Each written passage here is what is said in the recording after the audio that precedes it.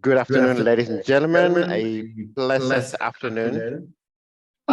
It is past 70 minutes past the prescribed starting time. And there's a reason why I'm saying past the prescribed starting time, because we've got guests that have joined us from all over the continent. And we're very delighted for these kind gesture and willingness to participate in our conversation today. My name is Victor Sibeko. I'll be your host, and I'm the convener of the Africa Brand Summit. I'm currently working alongside Mr. Moeng, who is the founder of the Africa Brand Summit, who is with us, but just packed on the side and is just monitoring, but he will weigh in during the conversation. To bring everyone up to speed as to what is Africa Brand Summit, it is what it is, Africa Brand Summit. Summit as in us getting together to get to the top of the things that are of importance to us and that affect us in one way or the other. Africa Brand Summit was established in 2018. That's when in 2017, then in 2018, we had our first summit in Cape Town. The following year, we moved over to Johannesburg, and we were planning to be in Johannesburg for the next 2 to 3 years, but there were changes, and COVID happened, and after COVID, we moved the summit back to Cape Town. That's where we had a hybrid session where we had about 50 people as prescribed by the COVID rules, and the rest of the guests or delegates attended via online platforms. We've grown as the Africa Brand Summit, as a brand itself, and as a platform for interaction. And our growth has been brought about by the demand for event thematic and strategic reach, the way we're doing it right now. And in our midst today, we've got guests that have joined from various parts of the continent. And during the summit, we also had guests that came from all over, from Germany, from Africa, from Switzerland, and we were delighted to really create this platform where we talk about things that matter, especially within our continent. We take ourselves very seriously. We want to tell our own stories. We don't want to allow foreign media or any foreign person to come and tell the African stories. We have to shape the stories ourselves. Hence, the platform that has been created by Africa Brand Summit is to create such an environment, an enabling environment for that matter. So we run the monthly webinars. Each and every month has got a themed topic. For example, this month is Africa Month. As we wrap Africa Month, we want to talk about things that matter. And we don't just want to engage in talk shops. We want to engage in discussions that really shape who we are and what we're all about. And we are those that call a spade, not a big spoon for turning the soil upside down. So our conversations lead to actionable items. And this is one aspect that we take pride in, that we don't allow ourselves to find ourselves in a situation where we just talk, and there's no action. A colleague of mine, a very dear friend, will be joining us as well. From the last week's conversation, something very interesting came up, which I would like to touch on when we close, as to what is the impact that is created by the Africa Brand Summit. So these conversations end up at a major event, which is the summit. And we were looking forward to taking the summit to Zambia last year, but because of technical issues, we couldn't. We're still pursuing that to see how we can best facilitate this. With this said, ladies and gentlemen, today's topic is on the African Continental Free Trade Agreement. So the main purpose of the agreement was to both trade and economic growth throughout the African continent. And alongside that was an Intra-African trade fair and the initiatives that were run by the African Union, which Amongst those is hosting events, hosting summits, as well as prioritize trade and integration to promote Africa's global competitiveness. So today, during this conversation, we've got special guests that are knowledgeable in this area that will weigh in the conversation. But before I get the guests to introduce themselves, a few house rules which we all know. Please keep your gadgets muted. If you want to weigh in or say something, you can click to raise your hand, or when we don't see you, you can just unmute, ask to be pardoned, introduce yourself, and then pose your questions. But we will run it orderly and allow everyone else to ask questions at the right time. Before I allow the guests to introduce themselves, let me acknowledge a very special guest that we have amongst us today. Mr. Edmond Chikamba. Mr. Edmond Chikamba is the business development, is the director for trade, transport, and logistics, and for the Southern African Business Development Forum based in Zambia. And he was the first to come in. So we often say the early bird catches the fattest worm. No wonder you are the first on my screen on the left-hand side, but you are privy to be part of this conversation, and we're delighted to have you.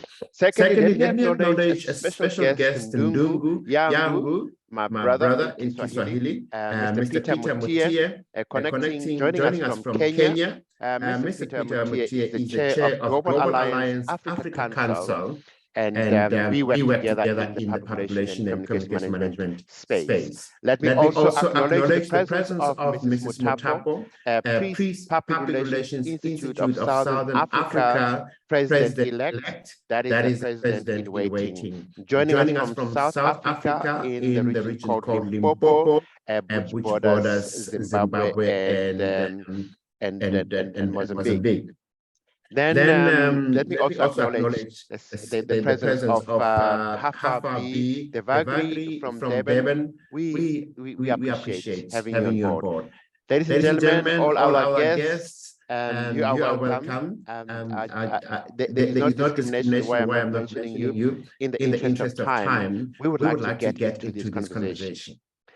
But we have a very special gentleman that has joined us, and that is Mr. Jabu Mabobo, who is part of the Southern African Business Development Forum, who will be introducing the topic to us and covering the establishment of the African Continental Development Agreement, Free Trade Agreement. What is it?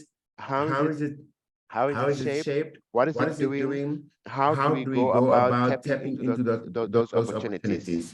And immediately after that, I'll ask Dr. Mr. Zitha, who is a business strategist, a turnaround strategist and a consultant, who will also introduce himself and tell us more about who he is, what he does, and how does he see his role in these discussions. Then we'll zoom over to the two doctors. Dr. Lucas Shipalana, who will introduce himself, who is also a supervisor for one of our speakers, Dr. Pheyaa Makgwathana, who will talk to us about accountability. Why is it important for us to acknowledge what accountability and be held accountable? And what is the meaning of accountability? Ladies and gentlemen, I wouldn't like to waste too much of your time. Once these gentlemen have introduced themselves, we will later be joined by Mr. Matsiba, whom most of us know. He's a reputational management specialist, who will talk to us about what is the importance of reputation. If we conduct ourselves properly and we see the African free trade working or not working, what is the West or the East saying about us or to us, and how must we feel about it from the image and reputation perspective.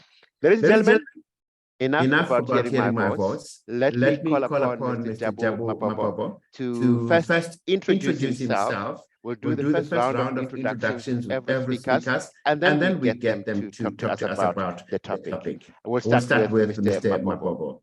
Mr. Mabobo, over to you, sir. Thank you very much, Mr. President.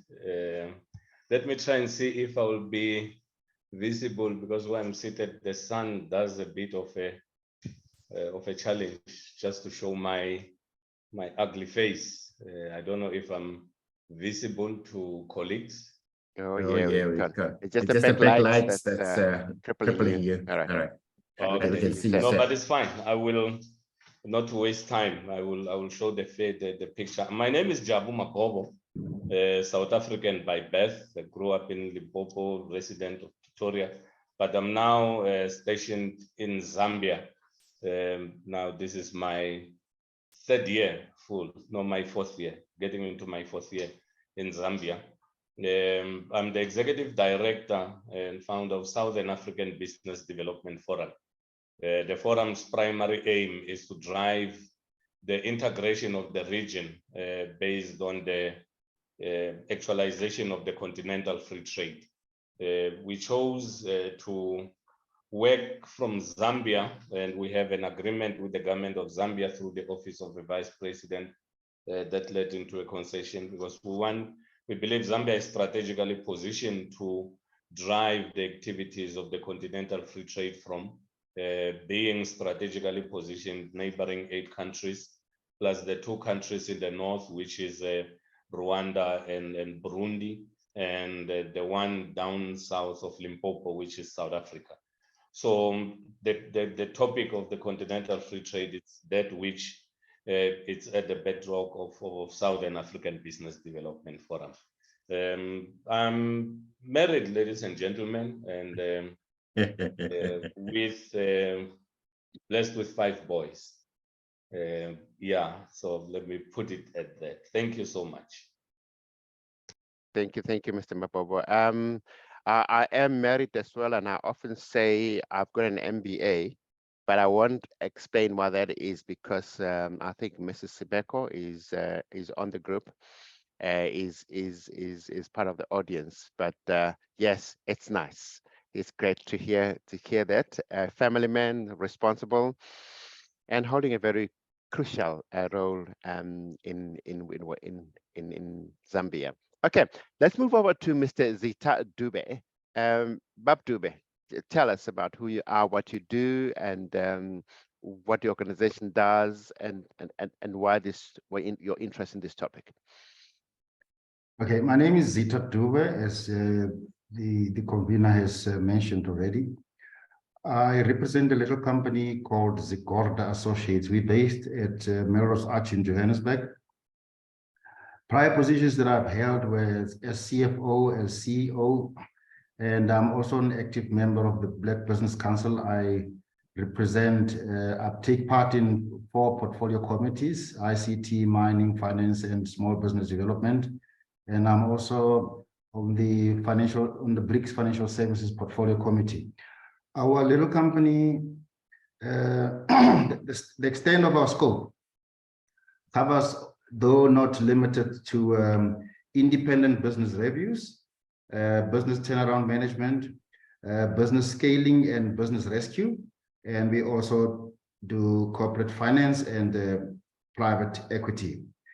My desire to take part on this platform and on this topic especially is to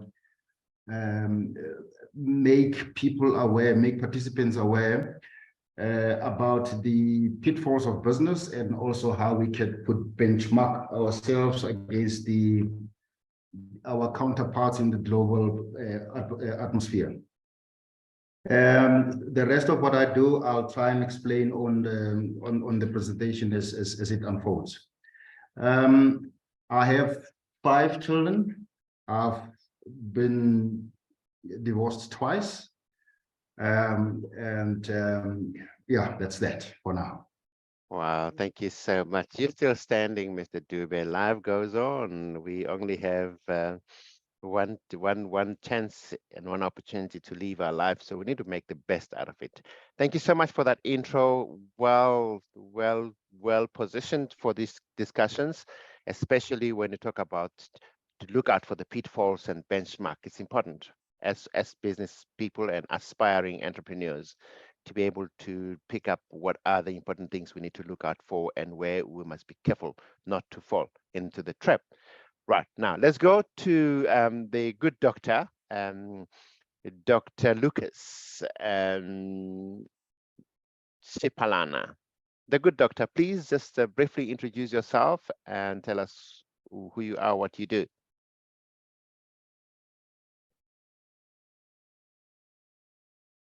Probably trying to find the unmute button, which is a common challenge. Dr. Shipalana. Okay. I would have loved to follow the protocol and have him introduced first before Dr. Pheyaa Makgwathana. Okay, Dr. Makgwathana, please introduce yourself, sir. Thank you so much. Thank you so much, leadership. It is very unfortunate because I have to introduce myself before my senior.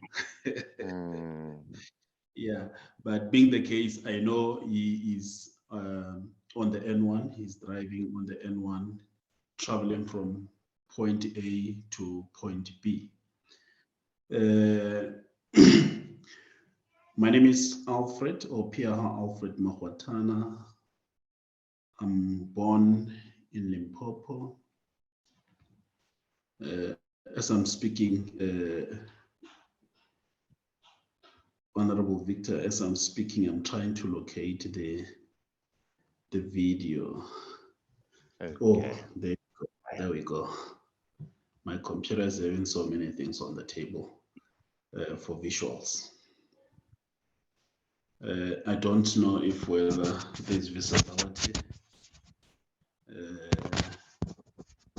Yeah, but being the case, it's not a transmission. Let me not consume much more time. The laptop is telling you there's a button. I can see that there's something that I have to remove first. All right, my name is Pheyaa Alfred Makgwathana. I'm known to be Fred Makgwathana. I'm from Limpopo originally. I am an academic somebody. I'm also a public servant working for the Department of Public Works in Limpopo. I have studied many things in life. I've been to the health science with the University of Limpopo, wherein I've studied the health science itself. And then I also have studied the law degree. I'm a lawyer. The law degree with the University of South Africa, which is UNISA. I've studied the Masters in Labor with UNISA. I've studied the public administration from a diploma level up till a doctoral level, which today I'm happy to be hosted by my senior, the person who supervised me, the person who, as and when I was putting a comma, he was saying, no, man, don't write garbage, put the sentence to be of a sense. So I'm happy to be in the same platform with him as a mentor to me. But being the case, the rest shall follow. Thank you so much. All right, thank you, sir. Okay, let's just see if Dr. Shipalana is able to join us and introduce himself. Okay. Well, ladies and gentlemen, in the interest of time, may I then ask Mr. Jabu to give us an overview of the African Continental Free Trade area. What is it, and what is it meant to achieve? Because we've seen a lot. We've seen a lot of regional economic communities that are being formed within Africa, and the reason for this formation is set to improve coordination in economic and political development, and most of these initiatives are driven by the African unity. We've seen the formation of NEPAD, the New Partnership for Africa's Development. And from then, we saw the formation of the regional structures like the Southern African Development Community, which is known as SADC, We've seen the Economic Community of West African States, which is ECOWAS. We've seen the Economic Community of Central African States. And then we've also seen the East African Community, EAC. And then there's also the Community of Sahel-Saharan States, known as CENSAD, that is the Francophile in Africa. Now we have the African Continental Free Trade. What is it, Mr. Mabobo? Just tell us more about it. Thank you very much, Convener. Maybe just to dive into it straight, I'll just try and take it from the historical background of it and right up to where I think it is at this present moment.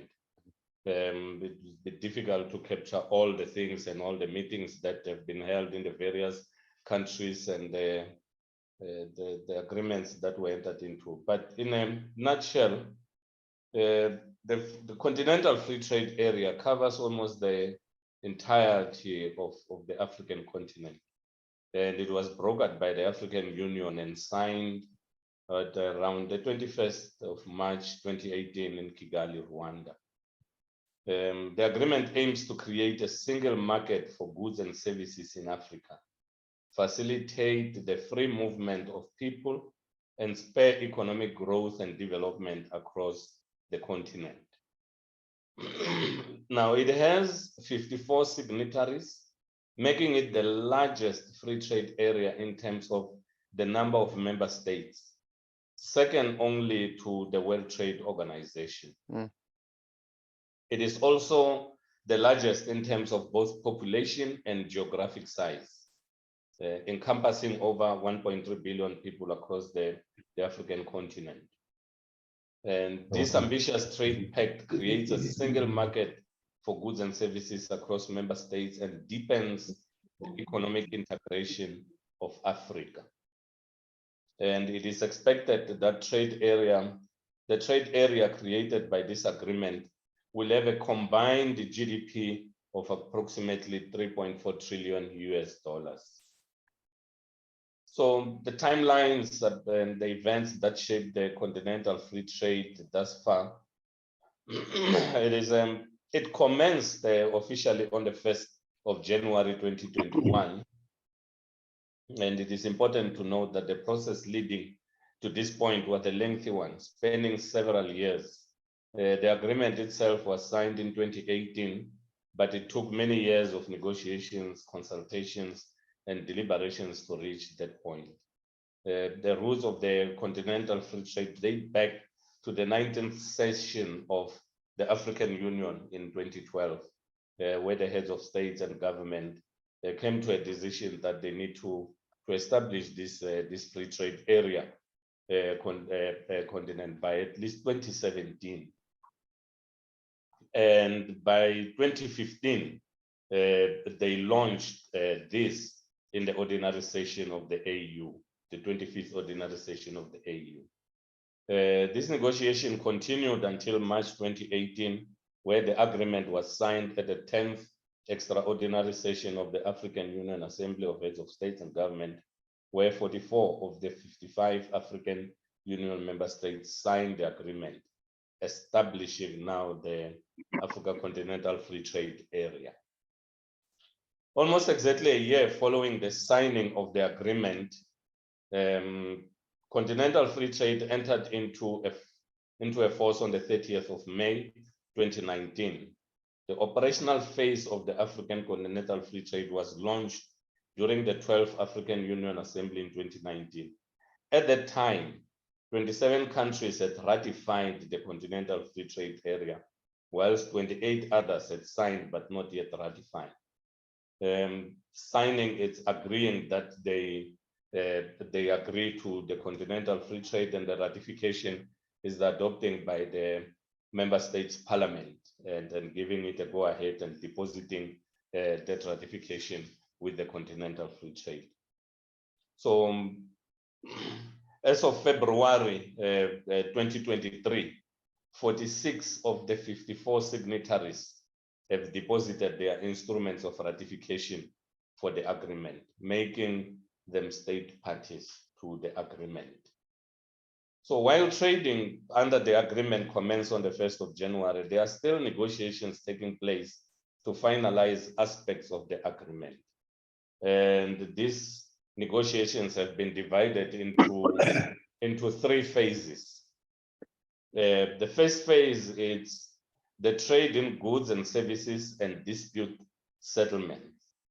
So despite trading under the agreement being permitted, negotiations continue for various details such as tariff schedules, rules of origin, the trade remedy guidelines, and services commitments for the 5 priority sectors for liberalization, which is the transport, communication, the financial sector, tourism, and the business services. The second phase is the intellectual property rights, investment, and competition policy. The negotiations for phase 2 have commenced and were disrupted by the COVID-19 pandemic, resulting in delays. However, the negotiations to conclude the outstanding protocols of phase 2 are well advanced and should be completed very soon. The third phase is the digital trade and women and youth in trade. I think this convener answers the question that you will pose to me later on whether women and youth are catered for in this continental free trade. Negotiations for phase 3 will comment upon the completion of phase 2, but I can preempt that there is already advanced work that is done in making sure that women and youth are not left behind whilst the negotiations are expected to commence. All right, the key objectives of the continental free trade, according to the World Bank, the Continental Free Trade Agreement aims to provide broader and deeper economic integration across the continent, as well as attract investment, boost trade, provide better jobs, reduce poverty, and increase shared prosperity in Africa. It aims to achieve the following general objectives: lay the foundation for the establishment of a continental customs union, liberalizing intra-African trade, resolve the challenges of overlapping memberships in regional economic communities, and expedite the regional and continental integration process, enhance the competitiveness of the economies of state parties within the continent and global market, contribute to the movement of capital and natural persons and facilitate investment, promote and attain sustainable and inclusive socio-economic development, gender equality, and structural transformation of the state parties, promote industrial development through diversification and regional value chain development, and agricultural development. And to actualize these general objectives, the Continental Free Trade Area lay out 7 framework protocols for all state parties to adhere to. And they are to eliminate tariffs and non-tariff barriers to trade in goods progressively, liberalize trade and services progressively, cooperate on investment, intellectual property rights, and competition policy, cooperate on all trade-related issues, cooperate on customs matters and implementation of trade facilitation measures, establish a mechanism for settlement of disputes concerning their rights and obligations, and establish and maintain an institutional framework for the implementation and administration of the Continental Free Trade Area. Each protocol sets out a specific agenda describing what exactly is intended, the timeline for achieving it, and benchmarks for assessing the results. Furthermore, to operationalize the agreement, the following 5 operational tools have been adopted. The first operational tool is the rules of origin. In that, you look at the criteria that confer to a specific product an economic nationality. These rules determine the minimum level of processing of a product on the continent in order that it benefits from the advantages provided by the Continental Free Trade Agreement. I think what here it seeks to achieve is avoiding importing products from another country and just repackage it in your country and say it is from Africa, yet it does not necessarily benefit the economy of that particular country where it is supposed to originate from, because it has to be semi-processed. So by so doing, you create jobs in that particular member state where it is being produced, and infrastructure, because it is now into the processing and all of that. The second one is online tariff negotiations portal. This is a tool that aims to facilitate and accelerate the harmonization of data needed for negotiations and to support the preparation and submission of offers based on countries' priorities in accordance with tariff liberalization schedule of the Continental Free Trade Area. The third point is the non-tariff barrier mechanism. This is an online mechanism for the notification, monitoring, and elimination of non-tariff barriers under the Continental Free Trade Area. And the tool is accessible on a website, can be accessed. It's www.tradebarriers.africa. So it gives all the information that one requires in that. I will post the website on the chat box for ease of reference after my presentation. The other following one is the Pan-African Payment and Settlement System. This is a digital payment system that will help companies to clear and settle intra-African trade transactions for goods and services in their local currencies. And it is presently being piloted in West Africa, 7 countries in West Africa. It was launched in Ghana in partnership with Afrexim Bank. So it is something that they are looking at, and you can already see Kenya is one of the countries that has taken that leap because they are now paying for their fuel in Kenya shillings, no longer in the US dollars. So it shows the direction that the Continental Free Trade wants to take. So it makes trading easier if you are able to buy in your own currency, and it strengthens the local currency. Then the final point is the African Trade Observatory. This is an online platform that will collect, process, and analyze intra-African trade data and other related information. So the significance of the Continental Free Trade cannot be overstated.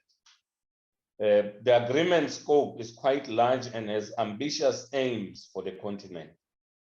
The African Continental Free Trade Area presents a specific prospect for countries in Africa, as it has the potential to transform markets and economies throughout the region. It is projected to have a positive impact on the output of various sectors such as services, manufacturing, and natural resources, which will translate into increased economic growth and development. It is estimated that the Continental Free Trade Area has the potential both to boost Africa inter-trade by 52.3% by eliminating import duties, and to double this trade if non-trade barriers are also reduced. Furthermore, it is expected to expand the size of Africa's economy to a 29 trillion economy by 2050. The full implementation of the Continental Free Trade Area also has the ability to significantly improve the lives of people across the African continent. The World Bank estimates that the Africa Continental Free Trade could lift 30 million Africans out of extreme poverty and boost incomes of nearly 68 million others who live in less than $5.50 a day. Boost wages for skilled workers by 9.8% and the wages of unskilled workers by 10.3%, and spare larger wage gains for women, estimating a 10.5% wage spare and compared to 9.9 wage spare for men. The agreement will not only have enormous continental impacts, but it will also have significant global impacts. It is also now the largest free trade area in the world in terms of membership, population, and geographic size. This agreement is a game changer for global trade. The World Bank has also estimated that the agreement could also boost Africa's income by $450 billion by 2035, a gain of 7%, while adding another $76 billion to income of the rest of the world. And to attest to this, for us that are based in Zambia, I think we have seen a lot of interest from Western countries that are visiting and form strategic partnerships and pledges to show that Africa is indeed a continent to be, that has the potential, still arable land, the minerals that are untapped, to mention but a few. Furthermore, the agreement could boost Africa's income. Sorry, I've covered this. In conclusion, the Africa Continental Free Trade Area is a game changer for global trade agreements. The agreement has the potential to significantly boost economies, reduce poverty, promote gender equality, and improve governance, with the potential to expand Africa's economy to a $29 trillion economy by 2050. The Continental Free Trade Area is transforming African countries and becoming a model for cross-border cooperation worldwide. Thank you, ladies and gentlemen, and I will pause it at that for the moment, and further presentation will be guided by questions that might arise from the presentation. Thank you. Okay, thank you so much. Thank you so much, Mr. Mabobo. Yeah, that is quite a mouthful. Now, this requires us to sit in a proper summit and discuss these matters. Nevertheless, this is the platform that we have. Sure, there are several comments from Mr. Peter Mutia about what you've just said. But before we go to those, let's just pick Mr. Dube's brains. Mr. Dube, I'm just thinking as I'm sitting here that over the years, there has been a proliferation of regional organization of various types and operating at various levels. And many African countries have multiple affiliations created, and that has been called a spaghetti bowl. You know, it's a process of regulations.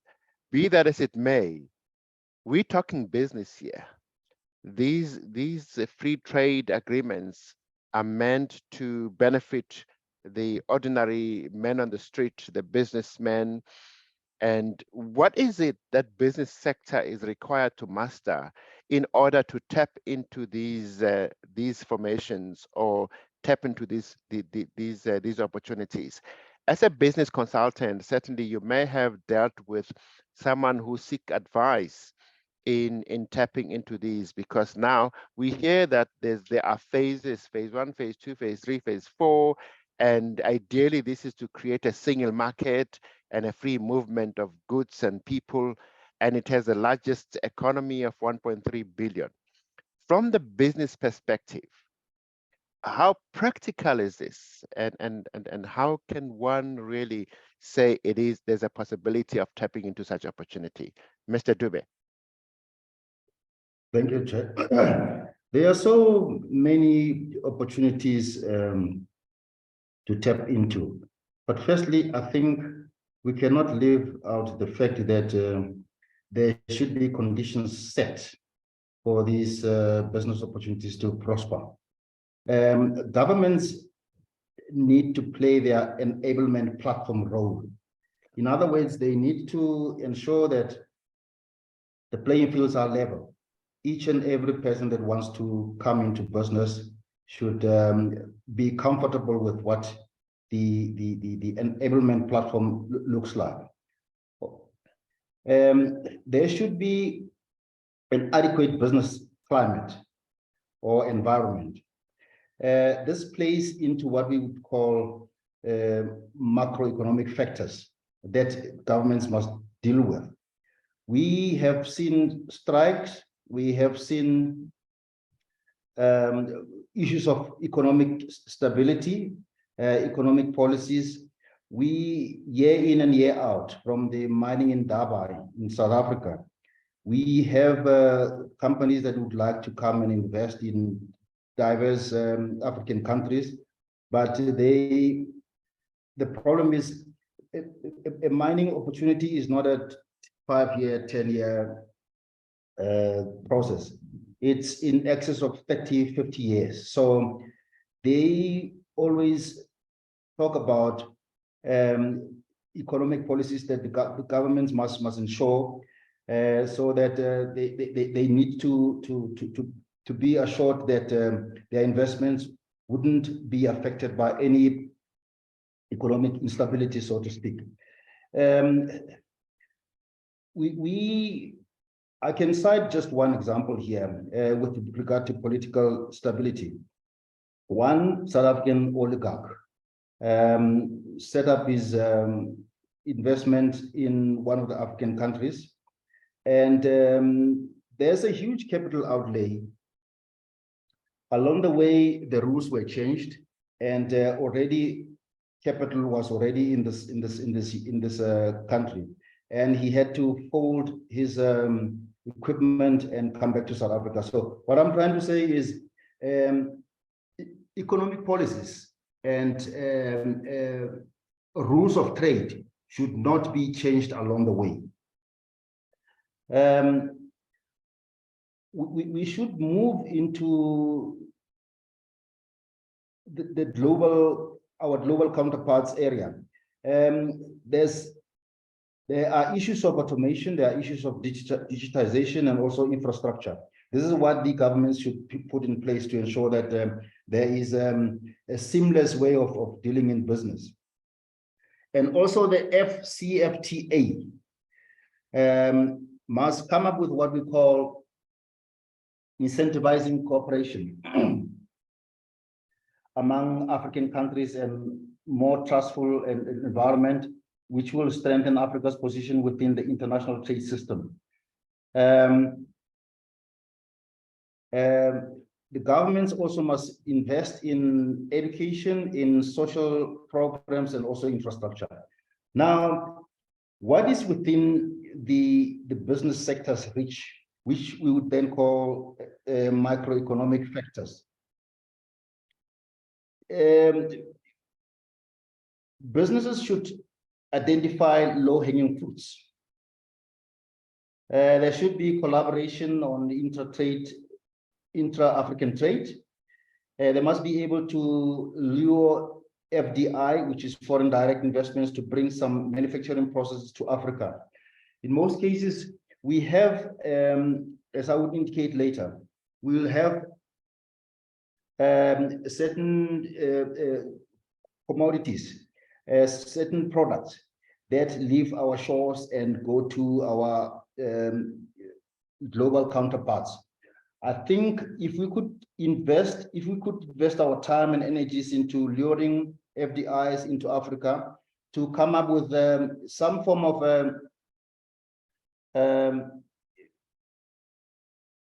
what we call a trade liberalization, but I'll come back to that one. Another example would be to take a leaf from what other organizations or other systems like the EU and NAFTA have done already in terms of doing business. I mean, the NAFTA is within the United States, Mexico, and Canada. And there's a whole lot of trade happening between the United States and Canada. Whilst I'm there, I would like to come up with, show some differences and similarities between NAFTA and EU. What NAFTA is, North American Trade Agreement. It's a trade agreement signed by Canada, Mexico, and the United States, and it aims to reduce trade barriers between these countries. The differences, let me start with the similarities. NAFTA and EU, and also World Trade Organization. They are all trade systems that help regulate trade between each system and their internal trade. But who's the WTO? It stands for World Trade Organization, and it is Organization for Liberation Trade, and it is a forum for country governments to negotiate trade agreements. The differences within the three countries in the EU have a single currency called the euro, but I'm not trying to say that AfCFTA should go that route for now.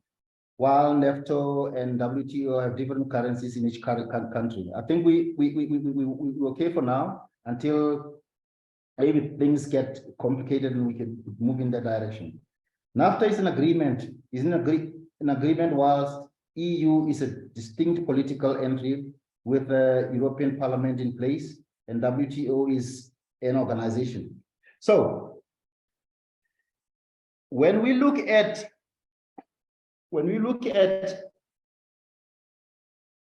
how to improve infrastructures, it is crucial to put in place investment plans.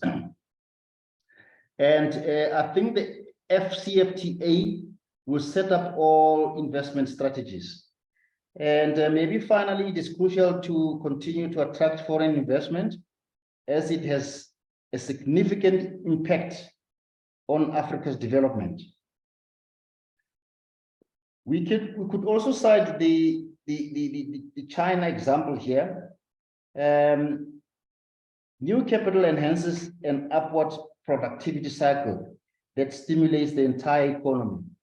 An inflow of foreign capital can also stimulate banking systems, leading to more investment and what we would call consumer lending. As I said about China, it invests billions of dollars in Africa, and there comes a creation and development of infrastructure, and it increases cross-border trade and also boosts industrialization. So we need to look at other things as well. This brought us well into insolvency issues and also business rescue to master students in this sphere. There are a number of committees on AfCFTA. These committees,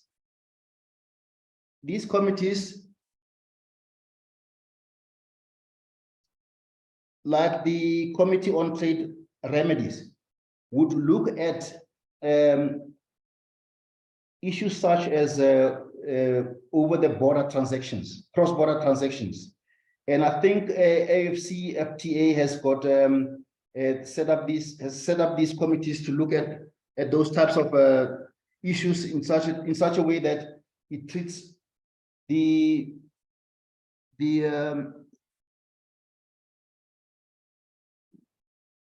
rules of trade. I think the number of committees that AfCFTA has are as follows: the Committee on Trade and Services, Committee on Trade in Goods, and a number of them so as to settle disputes provided by the agreement as such.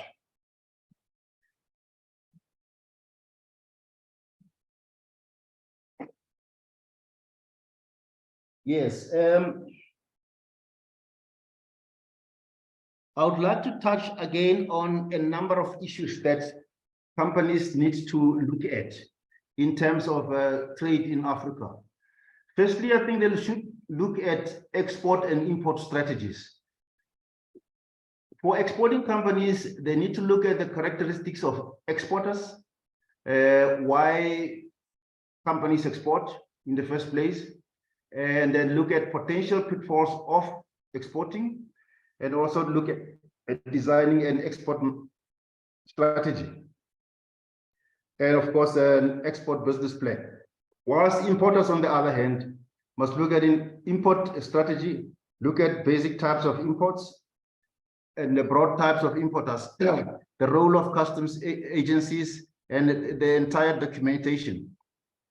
Because there would be third-party intermediaries when we deal with issues such as direct selling and also the internet and electronic commerce. I think Mr. Mabobo touched on this earlier. There are also ethical dilemmas and social responsibility that the businesses should look at. And the future would have questions such as how technology would affect exporting, piggybacking on exports, and also foreign freight forwarders. At the center of each business transaction or each business plan, there is what we call finance. And then given the number of countries that will be doing intra-Africa trade, we would definitely deal with export financing, and companies would look at letter of credit facilities and also other irrevocable export letter of credit. Financing of receivables, and also we need to have insurance in place to cater for the movement of goods between countries.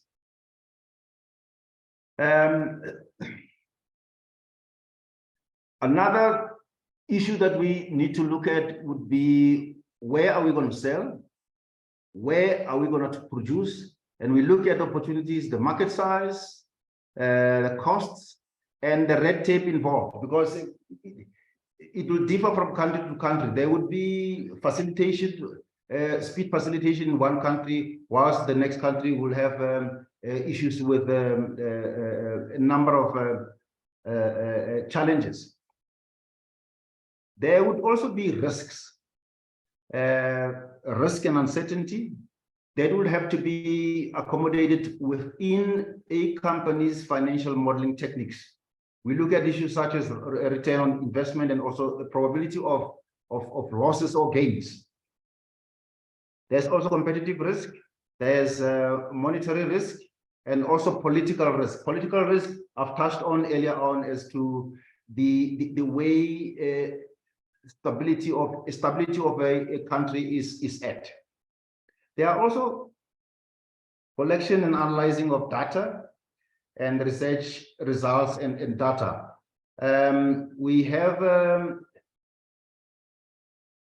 choice at the end of each and every FDI, whether we reinvest in one country or whether we harvest. Harvest would mean to then restore your investment into your host country, actually your original country where the company came from. We have issues also of diversification versus concentration. There are growth rates in each market.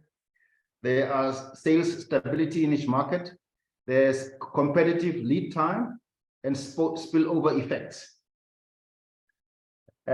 We need also to look at extent of constraints. Earlier on, I touched on cross-border transactions. We have a law, it is called UNCITRAL, and I'll explain what it means. It is the United Nations Commission on International Trade Law.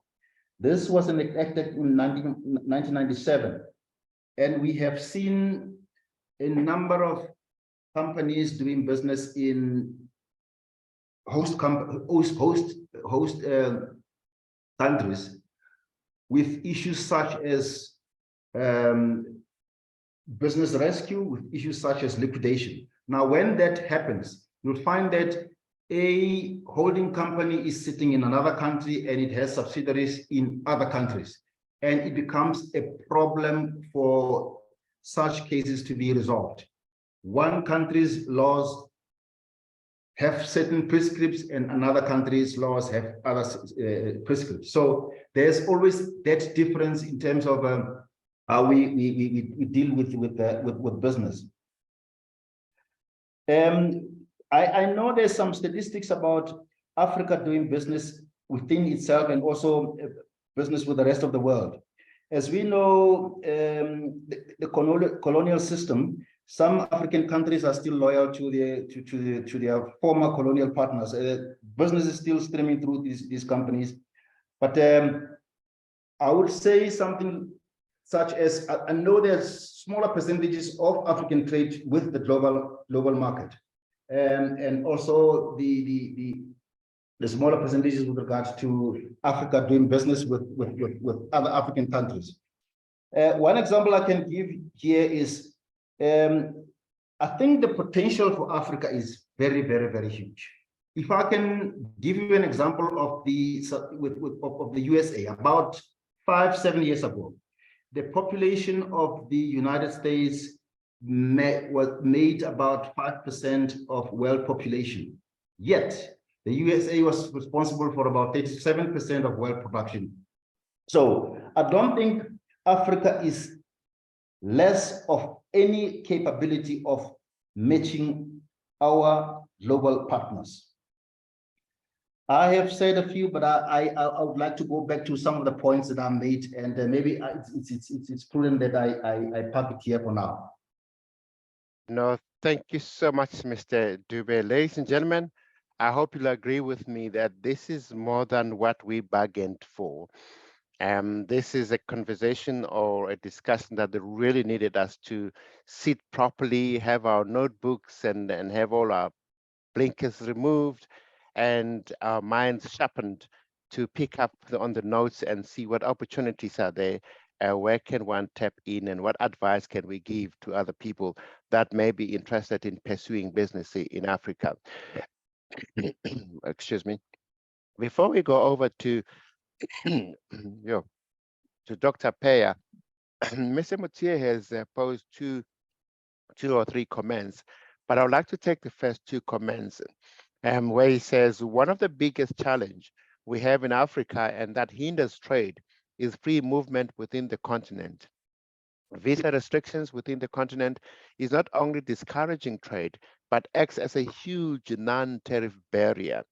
Now, I want to go back to Mr. Mabobo and ask, during the discussions of putting together the African Continental Free Trade Agreement, what discussions are taking place that have to do with the relaxation of the visas for Africans when we visit each other?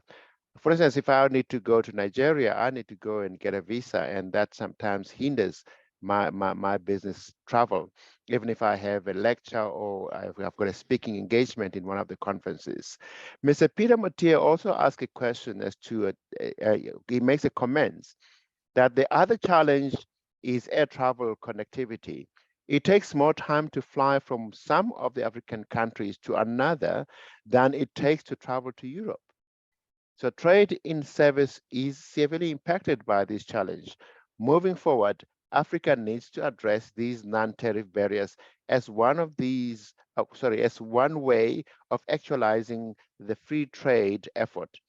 If the continent gets its act well, we will match other countries in the world balance of trade positions.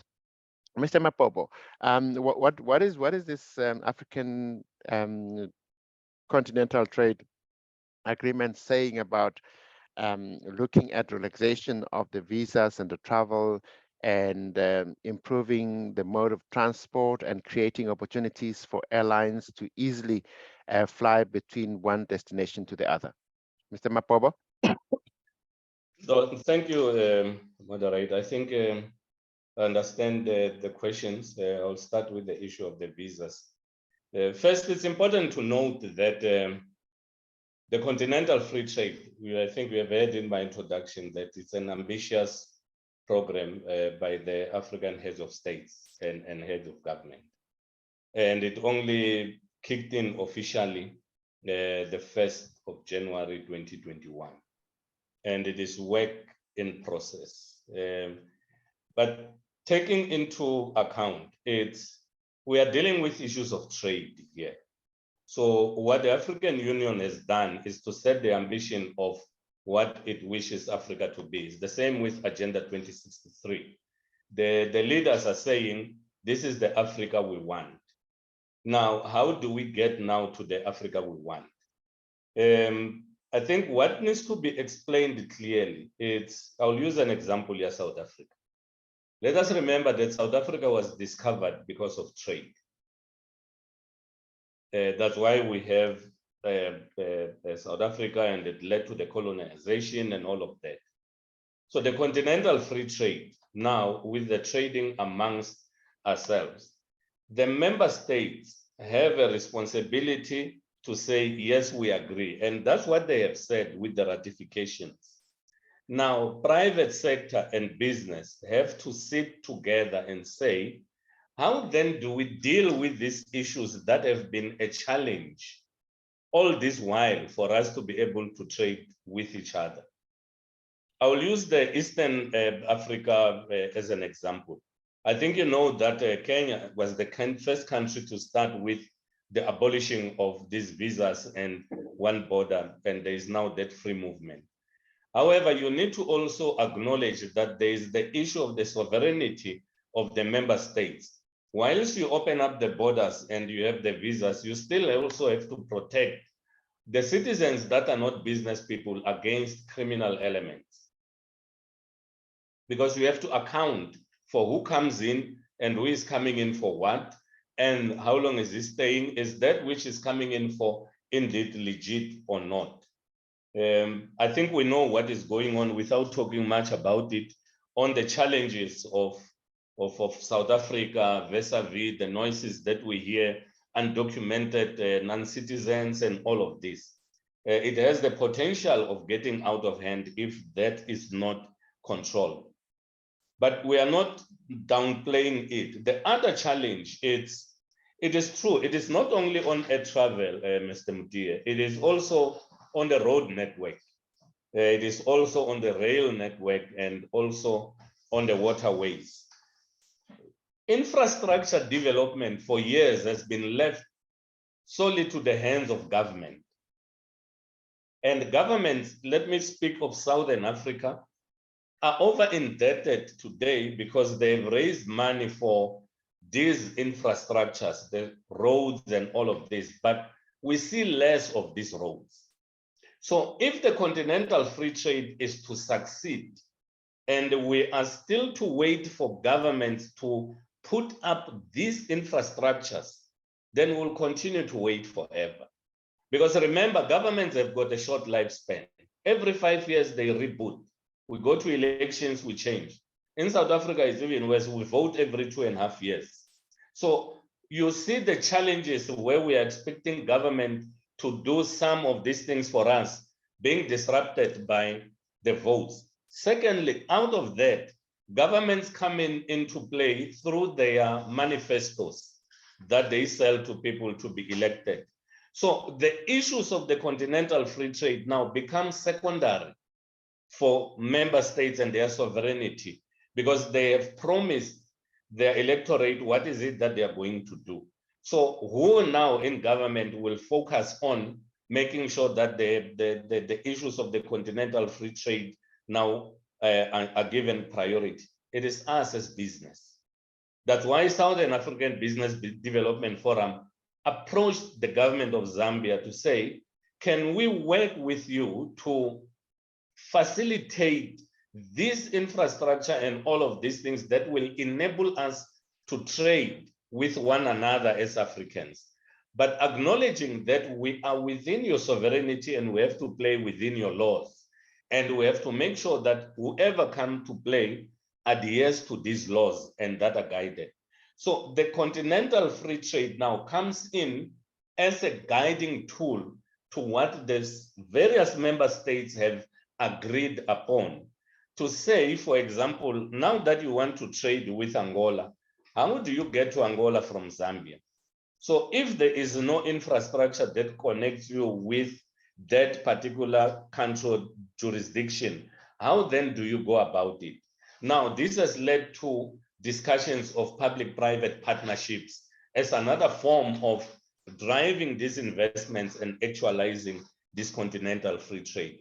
So it is up to us to come with innovative ways of unblocking these challenges. It is not government that is going to do it for us.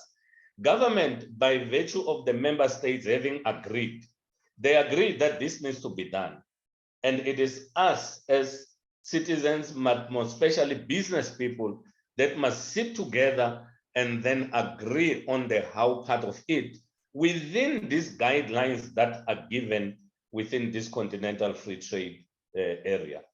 I hope I've been able to respond, Convener.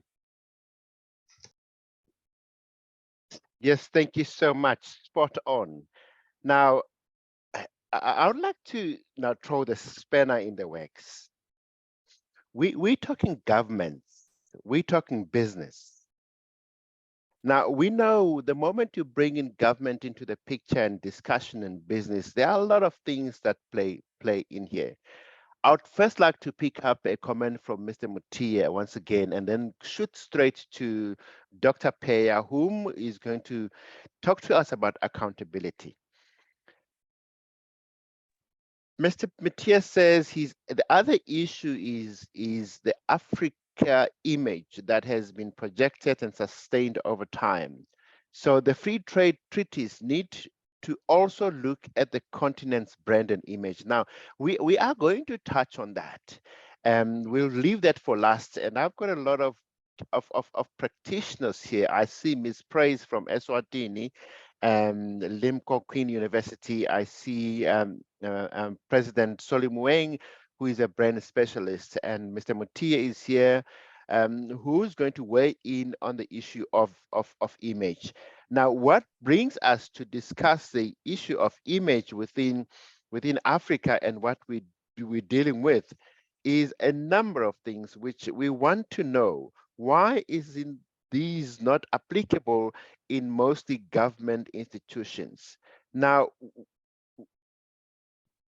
there is an intended purpose for the Continental Free Trade Agreement, but this has to be driven. This has to be driven alongside governance and ethics, and there has whoever who's involved and engaged in that must be performance managed. Then there are issues of financial controls and audit and understanding of the strategy. Even the countries that we think we've got good free trade agreement, you try to cross the border from South Africa to Mozambique, you've got a challenge. You try to cross from South Africa to Zimbabwe, you've got a challenge. You try to cross over to Namibia, you've got a challenge. You try to cross to Zambia, which is not that bad. I'm not buying a face, Mr. Mabobo. You've got challenges, and this free trade thing does not really sit well with the men on the street. Now, there's an issue of accountability. Now, I know some of these plans are meant to be achieved by 2030 and 2063. Dr. Pheyaa, just talk to us about accountability. In your understanding, applying it in both business and in government, as a practitioner in the space and a scholar in the subject of accountability. Thank you very much, Convener. Thank you very much. Firstly, let me just give my word of appreciation for the slot and also to recognize the credibility of what is to be presented today. I was informed that the good doctor, Dr. Shipalana, is willing to introduce himself. Okay. I'm not so sure if whether Dr. Shipalana, with the consideration of the chair, please, you can chip in before I can perhaps proceed. Yeah, I'll appreciate that, the good doctor. Thank you so much, Chair, and also Dr. Makgwathana. To introduce myself, firstly, I would like to say I'm Dr. Shipalana from Limpopo in South Africa. Basically, we have conducted a study in terms of the accountability in the government, which relate into this free trade in Africa. So basically, we zoomed into issues of the various types of accountability, looking at, for instance, a vertical accountability, which Dr. Makgwathana is going to be expanding much on those. We also zoomed into a diagonal accountability, which relate very well to a trade in Africa. And we also have to zoom into administratively accountability. All of us would know, therefore, that a business require administration and management.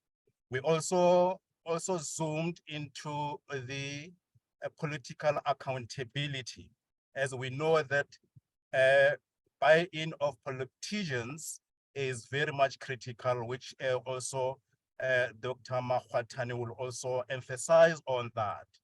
And lastly, we also have to look at what we call a vertical accountability.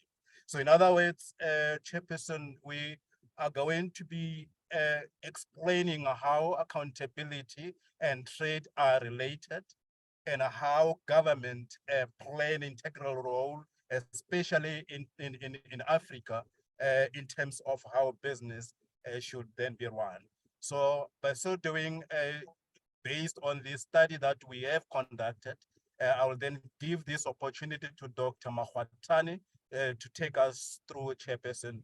By so doing, I would like to say I'm so pleased to be welcomed into this forum, and there's still more that we are going to be contributing. For instance, the issue of artificial intelligence, which I'm also specializing on.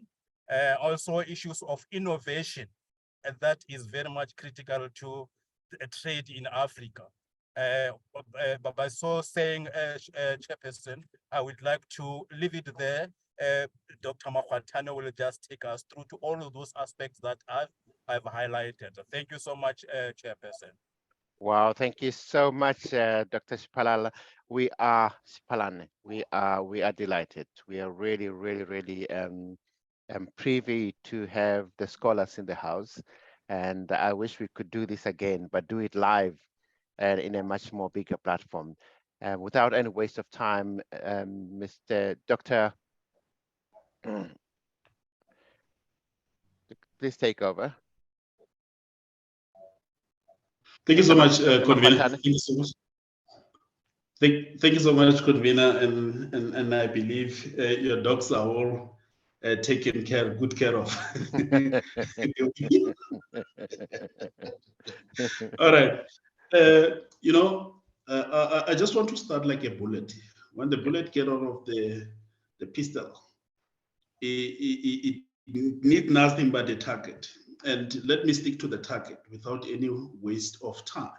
The question will come and say, before I can even proceed with my presentation, the question that comes, which is very critical, is that to say, are we indeed as African free? Before we can even get into the integrities, those sub-components within Africa, are we free? That is the first question. Sure. And the second question that basically can come, if really the answer to it, on grounds that the answer is there is no, as one can presume, it's no, then are we to build South Africa? I mean, are we to build Africa? There are many things that has to be looked upon. Perhaps before we can even stick to the accountability and the rest. Africa is not free. Africa, it's like a family, wherein you find that a mother, father have figured themselves, but not sharing the equal love among the kids.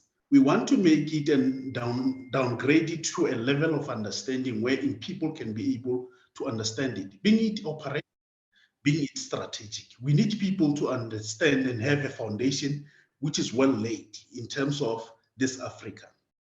We're talking Africa all the time, Africa, Africa, Africa. But I just want to give as a point of departure. The fact that for one to reach one country, we still supposed to adjust things like visa. That constitutes that, of course, yes, I'm not willing to say we have to promote a lawless, but the essence of it remains to say, as long as we're still adjusting things like visa, that makes Africa to be difficult, and the trading part of it will be extremely difficult. However, we're supposed to have a way in which we can be able to get people from one country to the other within Africa. The agreement and whatever the processes has to be as well taken good care of. I'm going to speak about accountability, Chair. I don't know if whether I should straight to the point. Yes, go for it, sir. All right. You will agree with me that really what is happening in Africa, what is happening in our own country, being South Africa, as I'm connecting directly from South Africa, is something that basically is painful.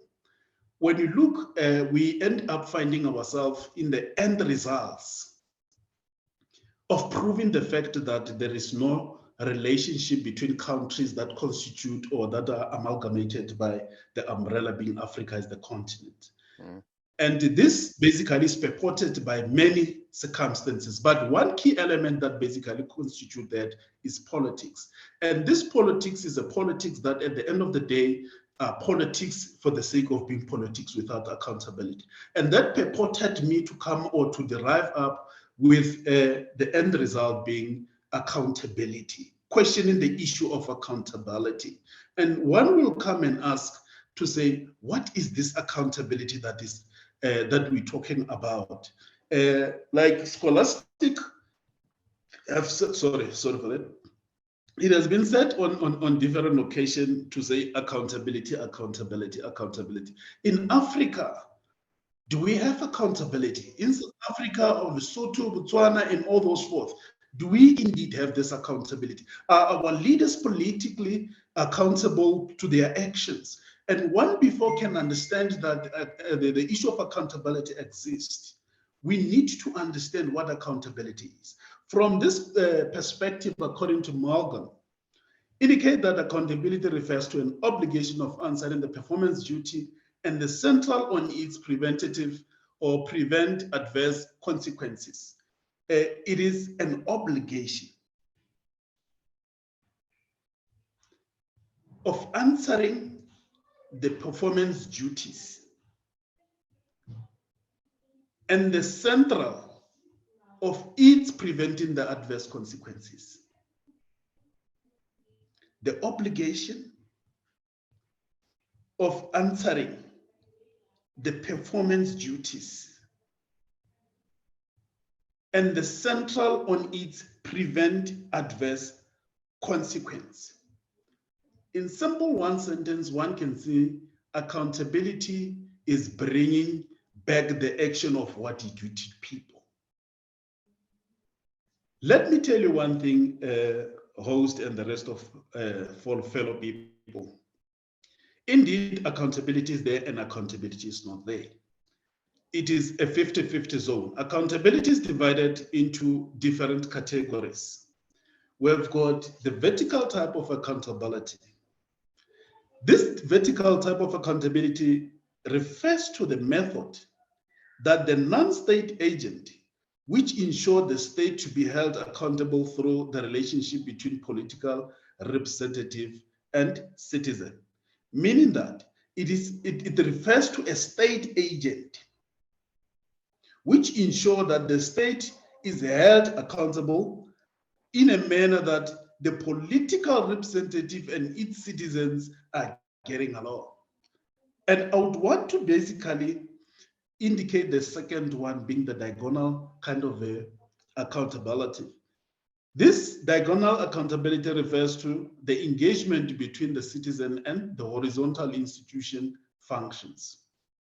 The last one that basically I want to also center around it is the issue of political accountability, which refers to government, civil servants, and politicians' accountability to the public and legislative bodies, such as parliament. Today, we are going to talk about them being a triangular structure. The reason being for the fact that we're not speaking of a specific country and somehow speaking of your own specific country. We're not looking at a country per se, but we're looking at accountability at the globe or at an African level or a continental level. It is very traumatic for who we are today as Africans. We're not supposed to feel shame for ourselves, but the manner in which the system is established constitute us to feel shame for us. If you look at host and the rest, in Africa, we have got so many brilliant ideas. We're supposed to be free as we speak. We're supposed to can constitute different businesses, trade and all those forth. But we are still regulated by the Americans. We are still being regulated by the foreign countries. And this makes Africa to find it difficult to trade very correctly. In Africa, to prove the point that we are not getting along, we don't even have a constituted currency that can strengthen the economy, the economic state of Africa. But we over and above speak the free trade. Therefore, the free trade in us, it can be easy only if we can somehow put upon politics to make it easy for us. Firstly, to come up with one monetary currency that will constitute the currency of Africa. You don't have to have shilling, you don't have to have rand, one currency that will stick to the Africa or to be the African money. Like when you go to the countries like America, as you can see, all of us, we're striving and linking our rands, our shillings with the American dollars. That constitutes difficulties in making sure that Africa is not free. Africa is difficult. Right now, when you go to Zimbabwe, you find the Zimbabweans not even having their own currency. You go to America, to Botswana, they are having their pula, they are competing with us. But in a free trade kind of a country or kind of a continent, we cannot, under any circumstance, try to look back for other ones who are Africans, who will then be able to have one currency that will be strengthened, that will lead the issue of inequality that is skyrocketing, the issue of poverty and unemployment will definitely be the issue of tomorrow if really we stick to that. But moreover, host and the rest, I basically have actually purported my presentation based on the two, which it is that of Africa and that of South Africa. In South Africa, what purported me to also indicate it is the issue or the common issue that we all know. There's the issue of fraud, there's the issue of corruption, the issue of maladministration. And you can see the triangular issues that I've actually alluded on. These are the issues that basically is a baby to each and every country within Africa, of the 54 countries in Africa. Therefore, the question comes and say, how do we then come up with a solution in resoluting the current ongoing virus that we all experience as the country within Africa? It is very true that the same, if really we are to play our games very nice, we are to play our games very correctly, we need to give them a very good platform to exercise the relationship between countries. It is only in politics that we can have a very good relationship. And the question comes and say, who will then be able to stand up? It seems like we in Africa, the way in which, under the double inverted commas, the way in which Africa is operating, it seems like we don't have the capital city of Africa. It seems like we don't have the SADC. It seems like these political structures that are very significant to can uproll the continent itself, it is not there. And why am I saying this? We are struggling and suffering while they are there in the midst to represent Africa at a holistic value. And what's supposed to happen is to ensure that for as long as there are no interventions, for as long as there is no proper representation, there is no way in which we are going to be a betterment Africa. Our countries within Africa, with precise example, Mozambique, with precise example, Zimbabwe, you can see the two countries, they are rich in terms of its own minerals. But when it comes to the financial stability, they don't even have anything. But the existence of SADC and other countries is still there. Then what is the value that this structure, AU, that this structure being there are contributing? Remember, as we speak, these are the structures that gives a platform to the African trades. For we to exist, we need to have a platform. And if the platform that we regard to be a platform does not exist accordingly, are we then can be able to stand up and say, no, we then definitely existing as an African countries? Unfortunately, no. And then in terms of the research which has been presented in some instance by Moeng, which I've also quoted, it indicates that there is a challenge imposed by a wasteful, irregular, and fruitless expenditure that becomes obvious and requires urgent attention. It also indicates that various legislation has to be amalgamated. For we to build a better Africa, we need to look into this, into these countries to ensure that their small SMME, their small multi-medium extension, all those things that are business related are matched together from a country perspective. That will definitely be umbrellaed by Africa. But convener, it is very, very, very serious, Victor, that it worries me from the bottom bar of my heart for we to try to build the house in the atmosphere without having to lay a better foundation. And what do I mean when I say that? The SADC should just give people a better foundation. We don't have a better foundation. If really as SADC, we were having a better foundation, I can rest assure you the issue of inequality, the issue of poverty, the issue of high unemployment rate that even lead people to migrate, it was to be things of the past. Today, as we speak, we're fighting for the survival of the fittest. Everybody's willing to have something to eat. You can agree with me that for we to sit into this platform, all of us have given something to our stomach. But at the end of the day, think of a country that basically cannot even have anything. And this basically can lead Africa to be seen as a high crime statistical country, if not area.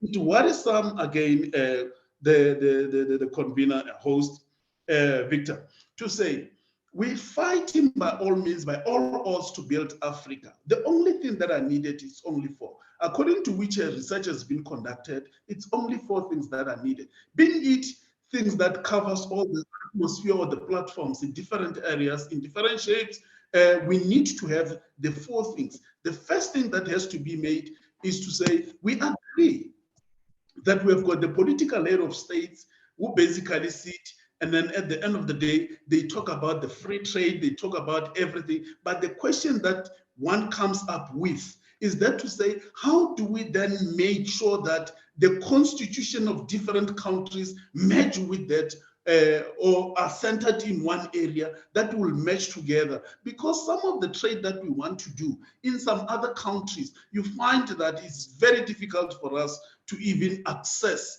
the minerals of that particular country. Let me just give a typical kind of an example that showcase and prove the point towards the level of the free trade at which we speak it from an African perspective.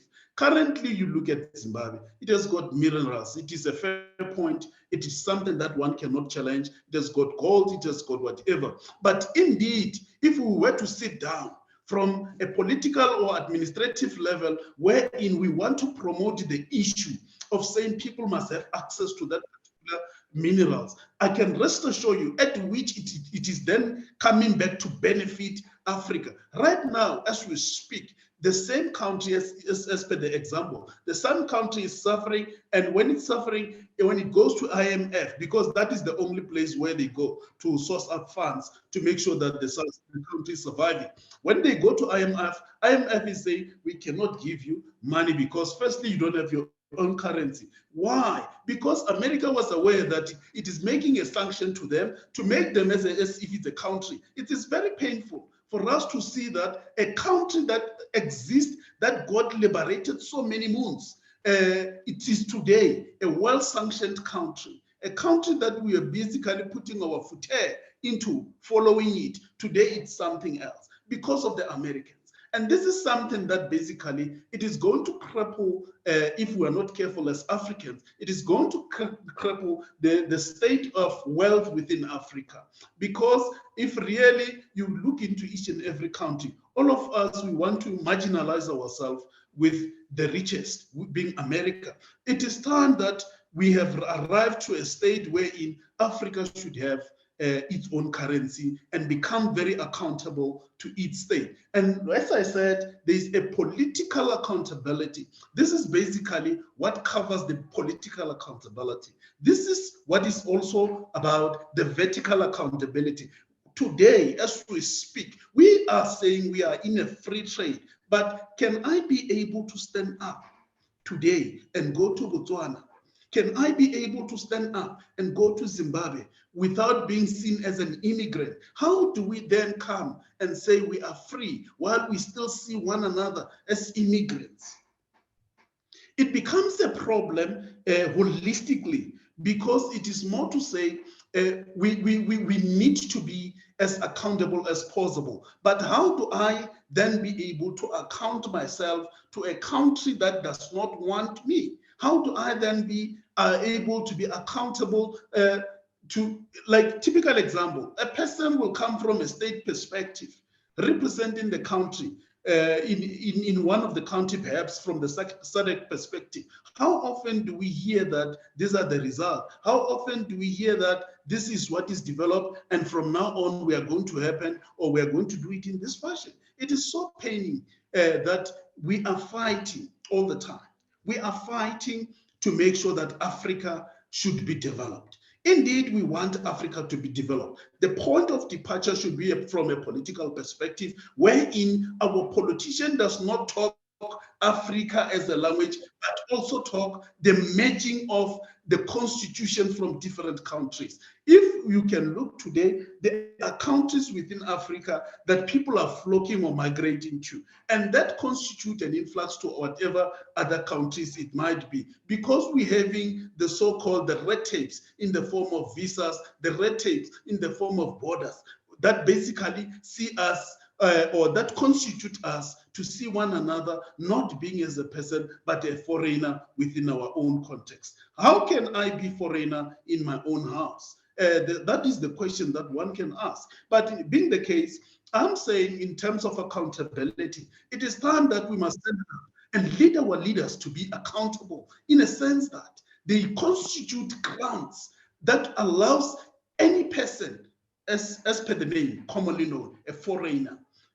If I'm going to Zimbabwe, I'm seen as a foreigner. If I'm going to Zambia, I'm seen as a foreigner. That name has to be filtered out from our minds. And that basically is something that our leaders should be accountable in the ground to say, this name should basically be things of the past. We need to be Africa that is free. We cannot, under any circumstance, stand up and reach up countries like America. You know why? Because ourselves, we are not that domicile. We are not that people of that good relationship. We need to build. Have you ever seen typical joke? Have you ever seen people building?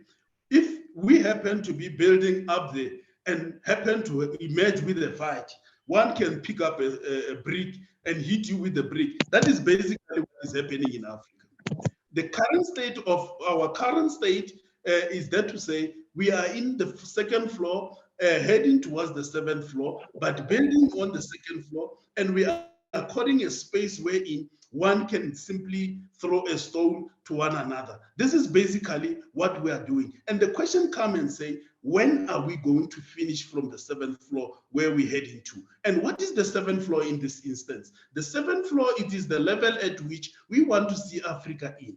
But the level at which we are fighting in, it is seeming to be something that basically will deregulate us to reach the level of the 7th floor. So now the question comes and say, who can make us to get together?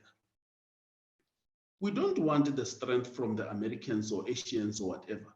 We do have got that credibility. And the credibility is that to say we have to disregard the political level of intolerance, the political intolerance that is constituted within our own. Therefore, the issue of free trade will be very easy. The qualification that is needed to us is nothing else but to exercise patience. Thank you so much. To exercise patience. I'd like to take it right there. Ladies and gentlemen, this is hot. If this was a music competition, I would say it's getting hot in here. Dr. Pheyaa, this is so important.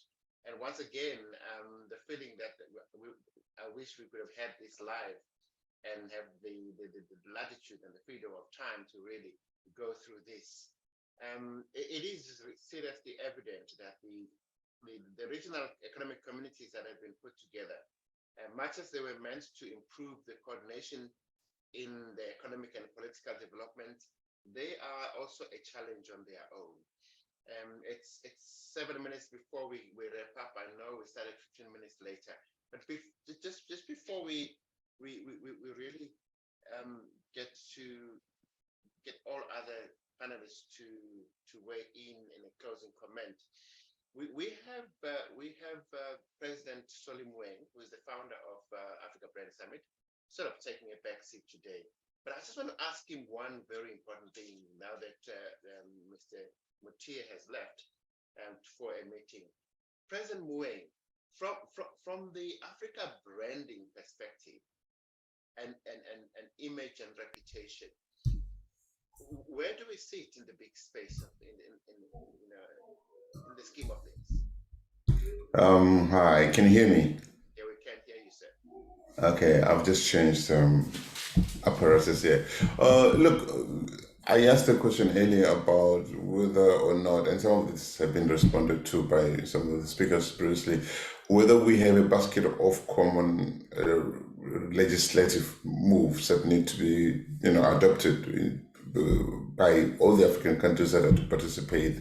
These are things we do have image problems. I mean, these things come up all the time. We have, for instance, if you look at Uganda now, which has just signed a law to decriminalize, or to criminalize rather, the LGBTIQ communities. Yeah. I mean, for me, it's nonsensical. So if we want to be one Africa, we need to have a conversation at a continental level to say, what do you want Africa to be known for and not to be known for? What's acceptable or what's not acceptable? You can't have certain laws. So suppose I were a South African company and I wanted to open a branch in Uganda, and the best person I wanted to send there as CEO happens to be gay or lesbian. That means that person can't go there. You know, it doesn't make sense. So we need to agree that there's got to be some commonalities in legislation. I mean, we keep talking about immigration, which of course is important because it enables goods and especially persons to move from one part of Africa to the other. But there are also other things, how we manage our finances, financial. If we're going to talk about the common African currency, for instance, in the future. So we it seems like Africa wants to have its cake and to eat it. It also seems like Africa wants to cut corners. If you look at other regions of the world, especially say the European Union, they have some common legislation. You said whatever is made illegal in one country is illegal elsewhere. If your country doesn't give you justice, you can go to the European Court and to get justice. Even Switzerland, where I live right now, which is not part of the EU, ascribes to the European Union Pact, where in terms of legalese, you can't. If you can't get justice in a Swiss court, you can go to the UK, to the European court. So I think that Africa needs to say, what is it that we agree on at a common level to enable all of these legislations to be the real effective implementation of a system that's such as this one to be done successfully, sustainably over time. And we can't do it by cutting corners, and we can't do it by being too polite. When African leaders, because some of them are despots who've been in power for many, many years, we have to call them what they are, and they think their countries belong to them, the resources of their countries belong to them. They are the democratic institutions of their country, and we keep quiet out of politeness. But in the end is a man and a woman in the street who pays a price. So we need to have a conversation. What do we want Africa to be known for?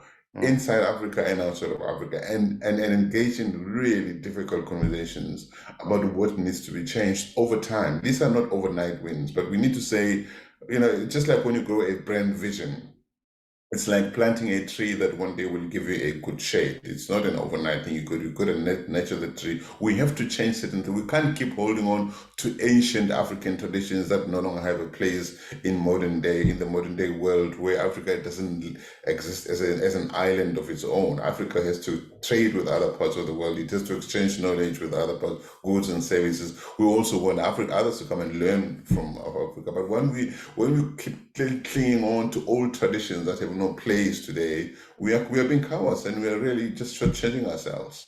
Yeah. Thank you so much. Really disruptive conversation. And that's what we are all about. Africa Barren Summit, that's what we do best. And that's what we want to get into everyone's mind and get everybody's mind boggling about Africa. We need to tell our own stories, and we've got our own problems. We need to try and find ways to solve our own problems. Before I give the panelists a minute to wrap up, I don't want to be selfish. I know we've got guests amongst us. Anyone who would like to weigh in on the conversation, ask a question, a comment, don't say that you attended the meeting and I never gave you an opportunity to do so. Apologies from Mr. Peter Mutia. He had to leave. He's got a meeting. He joined us from Kenya. So I see we've got a very interesting mix today. I'm sitting in Luanda, Angola, and President is sitting in Switzerland, and we've got we had Kenya, we've got Zambia just next to me here. I can jog to Zambia. Right? Anybody would like to ask a question or comment before I give the panelists an opportunity to weigh in, and eventually give President Moeng to give a closing remark? All right. Yeah, Hector, the motivator, my big buddy. Yes, sir. Just introduce yourself and comment or ask a question. Can you hear me? Yes, we can, sir.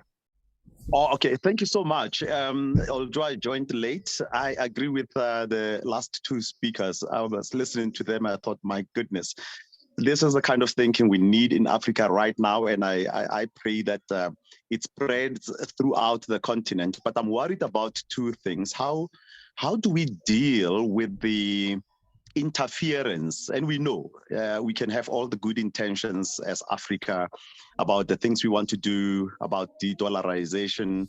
I saw the president of Botswana, Mr. Masisi, or President Masisi, taking a tough stance against De Beer and what they've been doing with the diamonds all these years.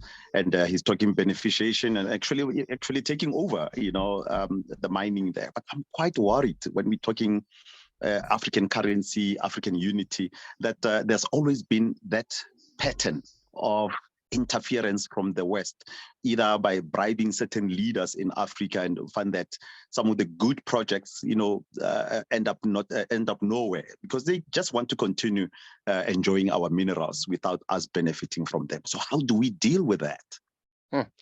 Thank you, Hector. I'll get Mr. Mabobo to respond to that one. But before I go to Mr. Mabobo, let me acknowledge Hazel from Zimbabwe.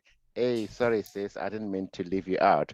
From Durban, KwaZulu-Natal in South Africa, Hafsa Devanji says, common legislation and an Africa court is vital. Common currency is a huge task. I hope we shall achieve over time. The concept of foreigner was well put, and we see it here in South Africa. So we've got a long way to go.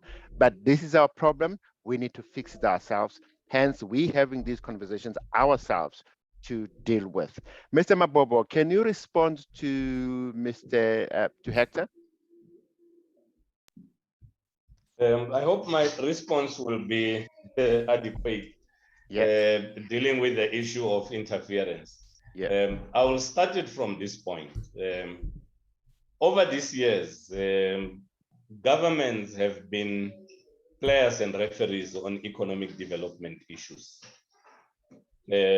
They've been the ones that will lay the agenda. We want to empower our people. We want to do this. We want to develop and. So business, let me use South Africa as a reference. Most of the middle class business people in South Africa are today millionaires because of doing business with government in rendering services, what we'll call tenders, yeah. So it becomes a challenge because what happens is the means of production that are being controlled by government, it tends to benefit those that will continue to sustain my stay in office, right? So if I stay in office because of this constituency that is doing this, I become a player and a referee. So I cannot allow now private sector to have a free space because this private sector is funded by me. So the Continental Free Trade, what is proposing is, can government be an enabler and private sector be the economic driver? These are now the two tracks of a railway line. Yeah. Where you have the government as an enabler and the private sector as the economic driver. And when these two tracks collide, the train won't move. And that is the interference that happens.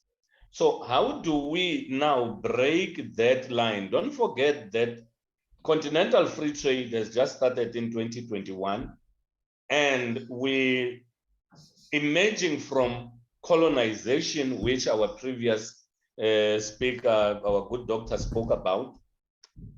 The freedom is, are you decolonized to the point where you realize that I can stand on my own, or you still subscribe to go to school, get a degree, get a job, get married? That is where I will leave it. And then it will answer the question of interference, because it has to start with self-liberalization. How do I liberate myself first before I can say, let us liberate each other? Yeah. Because the truth, I hear you, and thank you. Difficult and challenging as it is, truth has to be spoken. If I will thank you. I don't know if I've answered well. Thank you. Thank you, Mr. Mabobo. Well said. President Moeng? Look, can you hear me? I just want to say this. Like, first of all, many African countries were liberated, as it were, in the early 60s, 1960, and onwards. We can't continuously be blaming colonialism and other things and other white people, colonialists, for the stuff that's happening in Africa. If we continuously fail to look into the mirror and to accept, to acknowledge what we see in the mirror, we'll be victims forever. Many African states have leaders who have accepted bribes. It's not like bribes get imposed on anybody, all right?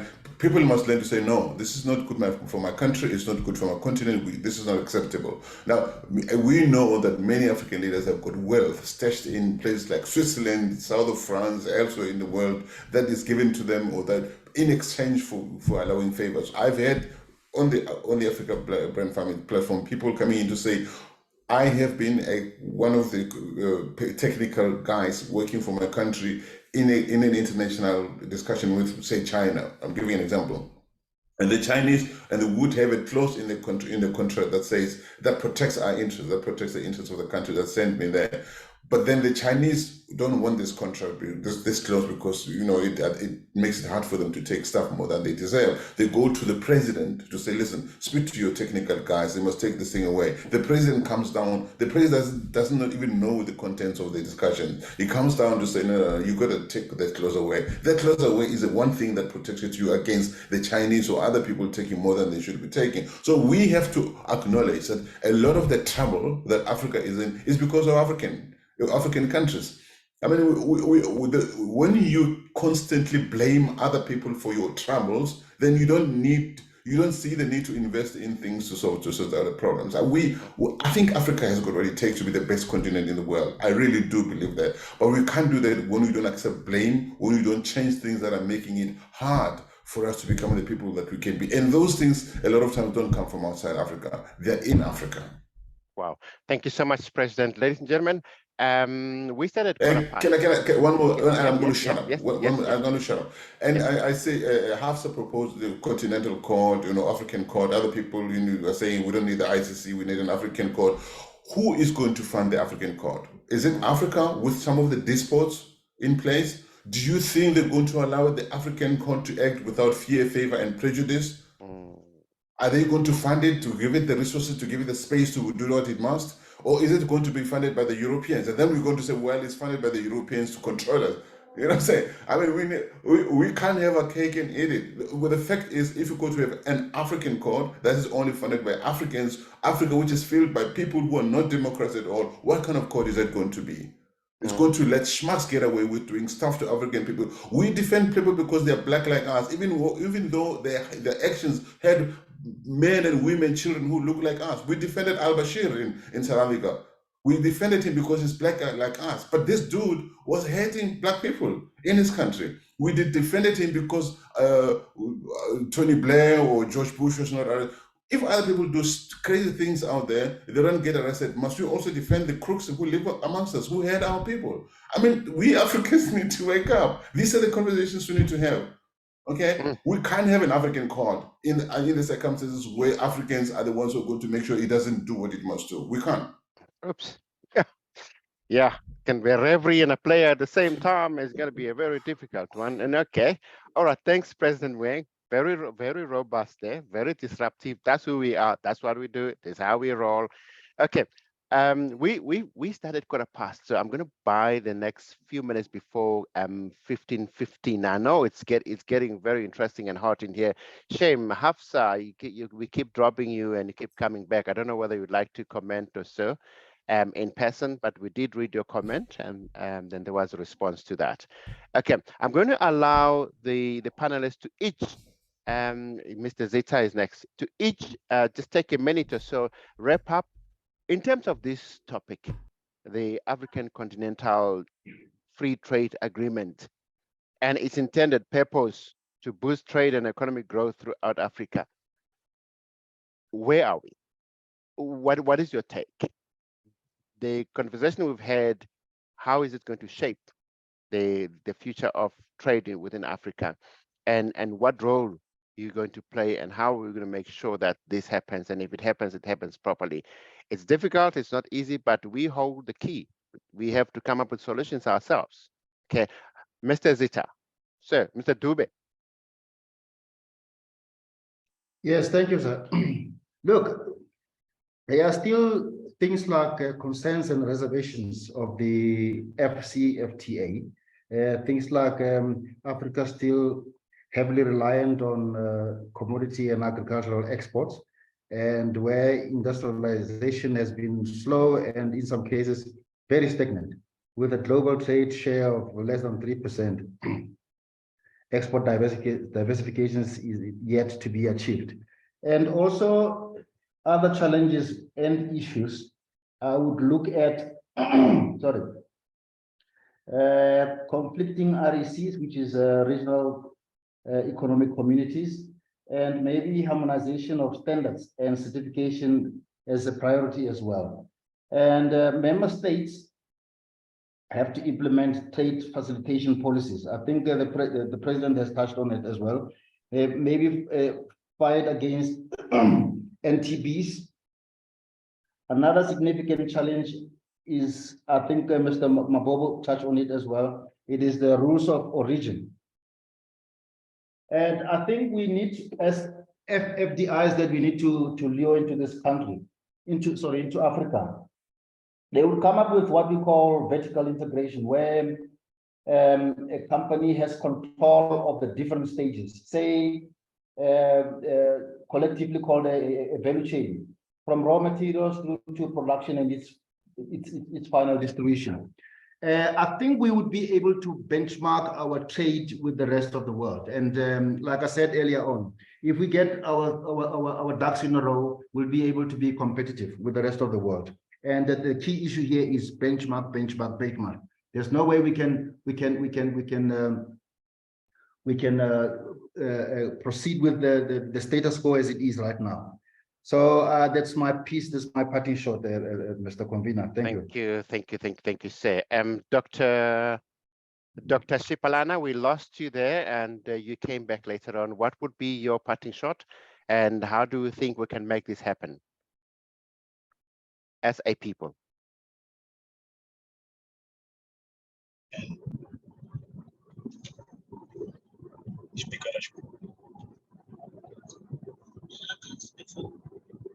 Looks like he really has a network challenge. All right. Chair, can you hear me? Yes, we can. We can hear. No, yeah, thank you so much. Well, I think this is this effort of that we have started of this forum, I think is on the right direction. And it also gives us now the platform now to can interrogate now, also to have a conversation with regard to these issues that are of challenges in nature. You will recall what Dr. Makgwathana has indicated to say, are we free as an African continent? Yeah. But then you then have to be coming back and say, what are those elements that are contributing for us now not to see ourselves now being free, so that we can have a free trade. So, but as I have to emphasize to this issue of a free trade, it's a question of what we have discussed today. We look at them as issues that need to be, for instance, now we come with a clear strategies that need to be tackled that will assist now Africa as a whole, as a continent, in terms of trade. We know that very well that each and every country has its own statutory issues, etc., that can be a stumbling block now towards a free trade. But I strongly believe, therefore, that now all of those suggestions, Chairperson, if we had a way of consolidating them, and therefore, and then we make them to be alive, other than to just now maybe taking this forum as a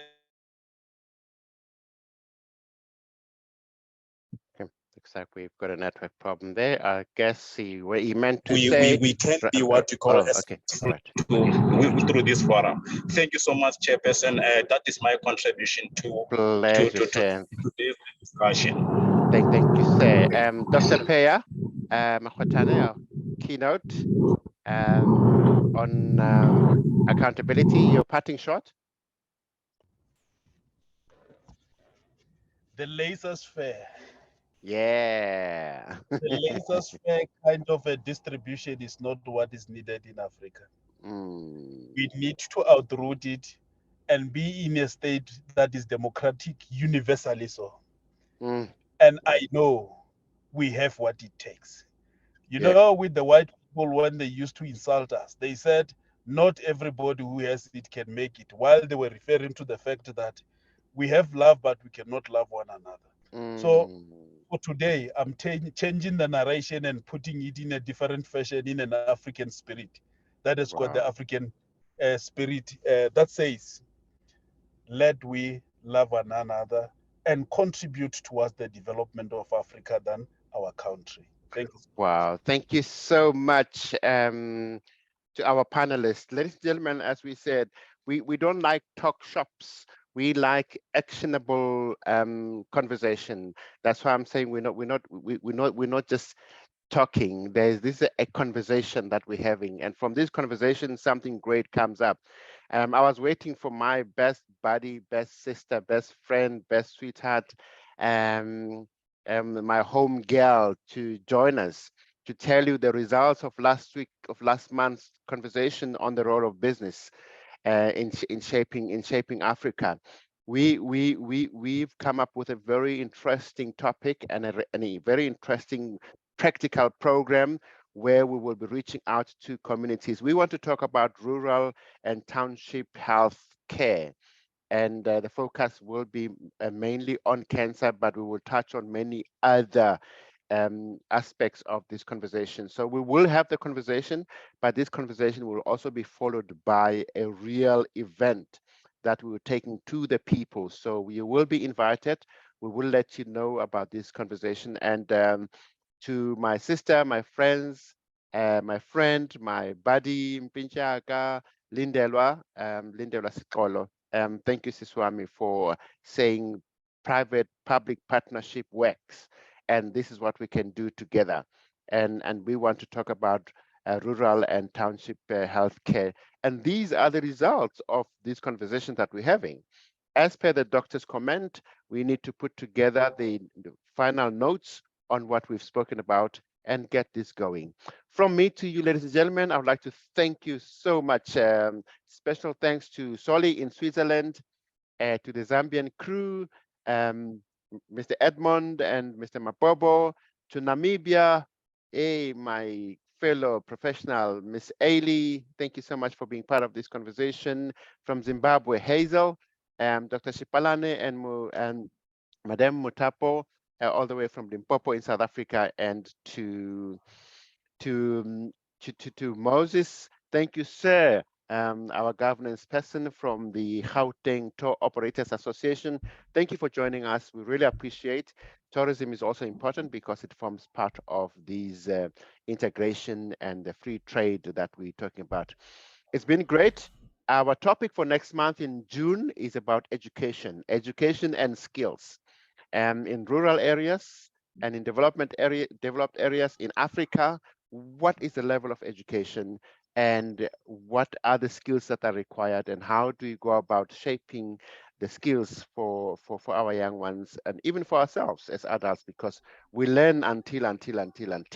So on this note, ladies and gentlemen, I would like to hand over to President Moeng to have the last word to wrap up. Mr. Moeng, if I've done anything wrong, my apologies. If I've done anything good, No. I'm going to have a glass of wine with you and celebrate. Please give us President a Sibeko, closing comment.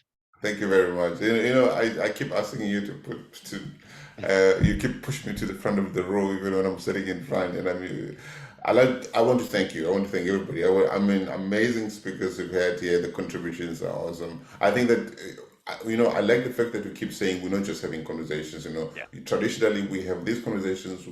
Every year we have culminated the Africa Brain Summit with a report with recommendations based on all these conversations. And I think that we should continue the tradition at the end of the year. We've always had one big event. Now, having a series of conversations during the year is going to require that we think of a different way to compile this in a report. And we try to make sure the report, maybe you should share past reports with our guests, if you're on this platform, so they see how we put the reports together. But we also want to make sure that the reports are given to people who have influence in policy making, decision making in Africa, so that hopefully they think about some of the things that can come out of this report. I think we also, when we have a conversation about skills next month, there should be context to it. If you say, if we're talking about the Africa Free Trade Area, what kind of skills do we need to grow an African economy? In other words, what are the skills that are going to be needed to make Africa, we once had a conversation, for instance, about Africa still being a net importer of agricultural product, which doesn't make sense. What kind of skills do we need to make Africa win, to turn it into a net exporter of African product? What kind of technologies, what kind of policies, what kind of skills, what kind of enablement, investments do you need across the African continent to make it, to turn it into an independent and net exporter of food crops rather than one that imports stuff from around the world? I think it's a very important decision to make, a discussion to have, and it's important that we try to make what comes out of these conversations reach the people who make these decisions at policy level, one way or another. And with people like Jabu, Mabobo, and others, I'm sure that we can get there over time. But thank you. I really, really enjoyed this conversation, and I've learned a lot.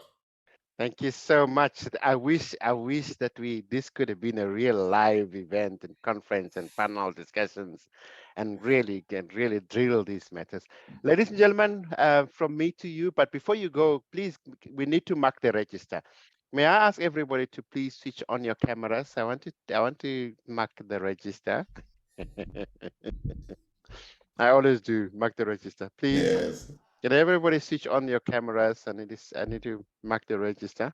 Yay! Mr. Ndlovu Kachin. Hey Hazel, how's it, darling? Hey, motivator, Mr. Oh, yeah. We're marking the register. You see, I'm gonna mark the register. This is going to go on the YouTube cover page. All right. So this broadcast will be put on the YouTube for everybody to access. You can now go back to the YouTube and listen to this conversation and take notes, and all is good. All right. Edmund, there we go. Oh, Dr. Makgwathana. Please, can I have everybody's picture video on? I need to mark the register. Just everybody, when you're ready, I'll tell you when I'm ready to mark the register. Am I on? There we go. Oh, Dr. Makgwathana was already on the road. Okay, all right. Are you able Mr. to Makushu. see me, Convener? Yeah, I can see you, Mr. Mabobo. Mr. Makushu. Dr. Shipalana is still in hiding. All right. Somebody's hiding. And Hafsa. Emmanuel is hiding. I know he's having a challenge. Yeah, he has removed it. There you go. There we go. He has removed it. It's beautiful. It's a beautiful picture. I absolutely love it. There we go. All right. Yeah. Okay, hang on. Let me do this. There we go. Captured. Yeah. Okay. Captured. All right. Thank you so much. It's been a pleasure. Thank you. Thank you. Okay. All right. So See you much. next the last Tuesday of the month in June, and the date will be let's see, what is it? The 27th. Are we all good with 2 o'clock? Maybe the timing is a challenge. Second Tuesday, 2 o'clock. Are we all good with that time? Yep. I think So it's fine. No, it's fine. It's fine. All right. Okay. Thank you. Okay. Bye, everybody. Thanks, President Moeng. We'll talk after. Yep. Cheers. Okay. Malindrish Pinchaka. Hey, Dr. Shipalana. Thank you, sir. Been great. Hafsa, thank you, from KwaZulu Natal. Was exiting a virtual meeting, which you came in when we were saying our goodbyes. Thank you. Thank you. Yes. How are you? Yeah, I don't want to shut everybody out. I want everybody to leave, and I say goodbye in style. Okay, thank you, bye. Thank you, Mabe Dube. We'll talk. All right. Thank you, Kachin. Sabong abab.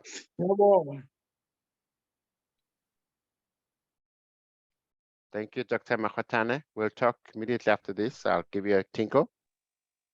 Okay, thank you so much. Alrighty. Thank you so much, my lady. Thank you, sir. All right. Thank you, sir.